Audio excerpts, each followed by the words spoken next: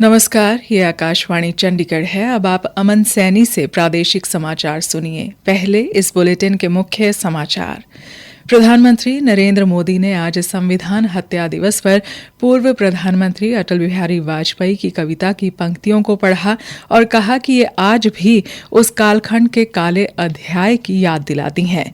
रोहतक में संविधान हत्या दिवस कार्यक्रम में केंद्रीय मंत्री गजेंद्र सिंह शेखावत ने 1975 में लागू किए गए आपातकाल को भारतीय लोकतंत्र के इतिहास का काला अध्याय बताया।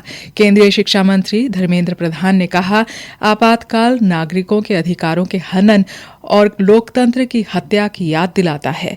केंद्रीय ऊर्जा मंत्री मनोहर लाल ने कहा, ऊर्जा आर्थिक वृद्धि, सामाजिक प्रगति और मानव विकास के लिए महत्वपूर्ण है और फ्रांस में भारतीय दूतावास के दखल के बाद पेरिस में चंडीगढ़ के हेरिटेज फर्नीचर की नीलामी रोकी गई। अब समाचार विस्तार से।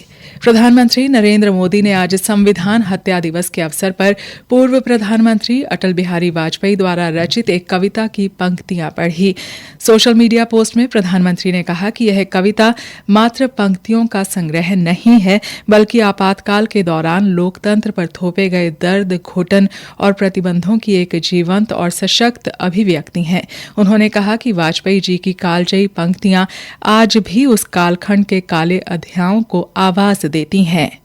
जब आपातकाल को 1 वर्ष हो गया तो अटल जी ने एक कविता लिखी और उन्होंने उस समय की मनस्थिति का वर्णन अपनी कविता में किया है। झुलसाता जेठ मास शरद चांदनी उदार, झुलसाता जेठ मास शरद चांदनी उदार, सिसकी भरते सावन का अंतर्गत रीत गया, 1 बरस बीत गया। सीख चौ में सिमटा जग किंतु विकल प्राण विहग, धरती से अंबर तक गुजा मुक्ति गीत गया, 1 बरस बीत गया, 1 बरस। प्रधानमंत्री ने कविता साझा करते हुए लोगों से भारत रत्न अटल बिहारी वाजपेयी जी की संवेदनाओं से जन्मी इन पंक्तियों को सुनने का आग्रह किया, जो आज भी आपातकाल के उस काले अध्याय को बयां करती हैं। देश में 25 जून 1975 को लागू हुए आपातकाल के विरोध में रोहतक में भी संविधान हत्या दिवस मनाया गया। महर्षि दयानंद विश्वविद्यालय के टैगोर सभागार में आयोजित समारोह में केंद्रीय संस्कृति एवं पर्यटन मंत्री गजेंद्र शेखावत ने मुख्य अतिथि के तौर पर शिरकत की। इस समारोह में आपातकाल के दौरान जेल जाने वाले लोकतंत्र के सेनानियों को सम्मानित किया गया। इस अवसर पर भारतीय जनता पार्टी की प्रदेश अध्यक्ष डॉक्टर अर्चना गुप्ता, हरियाणा विधानसभा उपाध्यक्ष कृष्ण लाल मीणा सहित प्रदेश के मंत्री और भाजपा नेता मौजूद रहे। समारोह के दौरान अपने संबोधन में केंद्रीय मंत्री गजेंद्र सिंह शेखावत ने तत्कालीन प्रधानमंत्री इंदिरा गांधी की आलोचना करते हुए 25 जून 1975 को लागू किए गए आपातकाल को भारतीय लोकतंत्र के इतिहास का काला अध्याय बताया। उन्होंने इस घटना को कांग्रेस पार्टी द्वारा भारत के लोकतंत्र का अपमान और संविधान की हत्या करार दिया।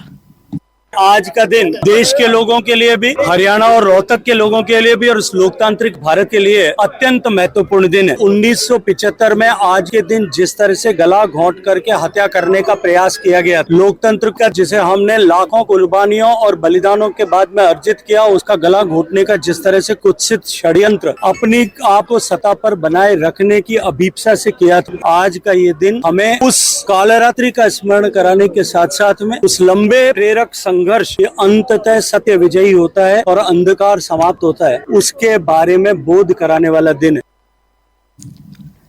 गजेंद्र शेखावत ने एनसीईआरटी की 9वीं कक्षा की किताब में आपातकाल से संबंधित विषय शामिल करने पर केंद्र सरकार का आभार जताया।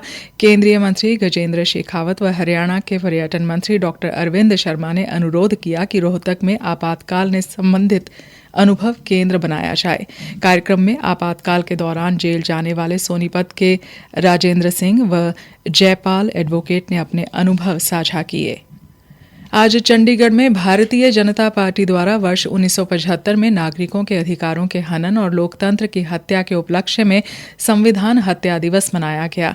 इस संबंध में आयोजित एक विशेष कार्यक्रम में आज केंद्रीय शिक्षा मंत्री धर्मेंद्र प्रधान ने मुख्य अतिथि के तौर पर शिरकत की और आपातकाल के काले दिनों की चर्चा की। उन्होंने कहा कि लगभग 21 महीने आपातकाल का दौर रहा, जिसमें लोगों को तरह तरह की यातनाएं दी गई। 51 साल पहले 1975 में आज ही के दिन देश में एक काला व्यवस्था को लागू करने के लिए कांग्रेस पार्टी ने एक कोशिश किया था। देश की संवैधानिक अधिकार को हनन करना, लोगों की प्रजातांत्रिक अधिकार को हनन करना, ये नाकाम कोशिश किया था। इसको देश को भुलाना नहीं चाहिए। उस मानसिकता आज भी उन लोगों के मन में है। जब भी उनको मौका मिलता है देश की असंवैधानिक काम, देश की लोगों की अधिकार को छीनने के काम करते हैं। प्रादेशिक समाचार आकाशवाणी चंडीगढ़ से प्रसारित किए जा रहे हैं। हमारे बुलेटिनों और ताज़ा समाचारों के लिए आप हमारी वेबसाइट newsonair.gov.in पर लॉगिन कर सकते हैं। यह समाचार हमारे यूट्यूब चैनल और x handle Akashvani news Chandigarh पर भी उपलब्ध हैं। केंद्रीय ऊर्जा मंत्री मनोहर लाल ने कहा कि ऊर्जा आर्थिक वृद्धि, सामाजिक प्रगति और मानव विकास के लिए महत्वपूर्ण है। आज गुरुग्राम में ब्रिक्स देशों के ऊर्जा मंत्रियों की 11वीं बैठक को संबोधित करते हुए उन्होंने कहा कि विकास के लक्ष्यों और सतत विकास को प्राप्त करने के लिए किफायती, विश्वसनीय और टिकाऊ ऊर्जा अपरिहार्य है। उन्होंने कहा कि भारत भविष्य के लिए तैयार ऊर्जा क्षेत्र के निर्माण के वास्ते नवीकरणीय ऊर्जा क्षमता, स्मार्ट दृढ़ ढांचे और ऊर्जा भंडारण प्रणाली का तेजी से विस्तार कर रहा है। Future energy systems must balance. भविष्य की ऊर्जा प्रणालियों में स्थिरता और विश्वसनीयता के बीच संतुलन होना चाहिए। भारत ऊर्जा क्षेत्र की पूरी श्रृंखला में बड़े पैमाने पर निवेश कर रहा है। अब तक 6 करोड़ से अधिक स्मार्ट मीटर लगाए जा चुके हैं और आने वाले वर्षों में यह बदलाव और बड़े स्तर पर जारी रहेगा। Transformation will continue at scale. BRICS के ऊर्जा मंत्रियों की बैठक कल तक जारी रहेगी। इसमें ऊर्जा सुरक्षा, सतत विकास, सभी के लिए ऊर्जा की उपलब्धता और नवाचार जैसे क्षेत्रों में सहयोग मजबूत करने पर मुख्य रूप से चर्चा हो रही है। फ्रांस में भारतीय दूतावास के दखल के बाद पेरिस में चंडीगढ़ के हेरिटेज फर्नीचर की नीलामी रोक दी गई है। मशहूर स्विस आर्किटेक्ट और फर्नीचर डिजाइनर पियर जेनेरेट की डिजाइन की हुई 2 आर्मचेयर की नीलामी आज होनी थी। चंडीगढ़ प्रशासन ने एक बयान में कहा कि विदेश मंत्रालय के दखल के बाद इन चीजों की नीलामी से हटा लिया गया। प्रशासन ने बताया कि यह कदम केंद्र शासित प्रदेश चंडीगढ़ के प्रशासक गुलाब चंद कटारिया के निर्देशों के बाद उठाया गया। उन्होंने संस्कृति विभाग से कहा था कि वे इस मामले को मंत्रालय के सामने रखें और तुरंत कूटनीतिक दखल की मांग करें। चंडीगढ़ प्रशासन ने शहर की कीमती हेरिटेज संपत्तियों को बचाने में समय पर मदद के लिए विदेश मंत्रालय का शुक्रिया अदा करते हुए ऐसी चीजों की जांच पड़ताल, उन्हें वापस लाने और उनकी वापसी के लिए सभी जरूरी कदम उठाने के अपने संकल्प को दोहराया है। कुरुक्षेत्र रेलवे स्टेशन पर भाजपा की ओर से आपातकाल पर एक प्रदर्शनी का आयोजन किया गया। भाजपा जिला अध्यक्ष रमेश सैनी की अध्यक्षता में आयोजित इस कार्यक्रम में बड़ी संख्या में भाजपा कार्यकर्ताओं ने भाग लिया। इस अवसर पर मुख्य अतिथि के तौर पर पहुंचे पूर्व राज्य मंत्री सुभाष सुधा ने प्रदर्शनी का अवलोकन किया। मीडिया से बातचीत में पूर्व राज्य मंत्री सुभाष सुधा ने कहा कि तत्कालीन प्रधानमंत्री इंदिरा गांधी द्वारा लगाए गए आपातकाल के दौरान लोकतांत्रिक अधिकारों का हनन किया गया और आम लोगों पर अत्याचार किए गए।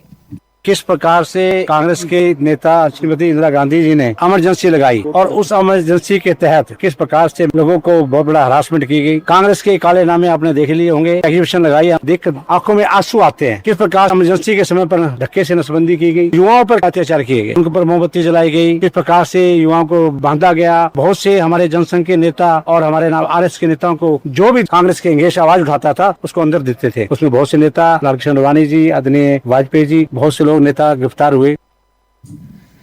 हरियाणा के मुख्यमंत्री नायब सिंह सैनी ने पंचकुला में संविधान हत्या दिवस के राज्य स्तरीय कार्यक्रम में मुख्य अतिथि के रूप में शिरकत की। पंचकुला स्थित भाजपा कार्यालय पंचकमल में आयोजित इस कार्यक्रम में उन्होंने 1975 के आपातकाल के काले दिनों को याद किया और लोकतंत्र के लिए संघर्ष करने वाले सेनानियों को सम्मानित किया। अंत में मुख्य समाचार एक बार फिर। प्रधानमंत्री नरेंद्र मोदी ने आज संविधान हत्या दिवस पर पूर्व प्रधानमंत्री अटल बिहारी वाजपेयी की कविता की पंक्तियों को पढ़ा और कहा कि ये आज भी उस कालखंड के काले अध्याय की याद दिलाती हैं। रोहतक में संविधान हत्या दिवस कार्यक्रम में केंद्रीय मंत्री गजेंद्र सिंह शेखावत ने 1975 में लागू किए गए आपातकाल को भारतीय लोकतंत्र के इतिहास का काला अध्याय बताया।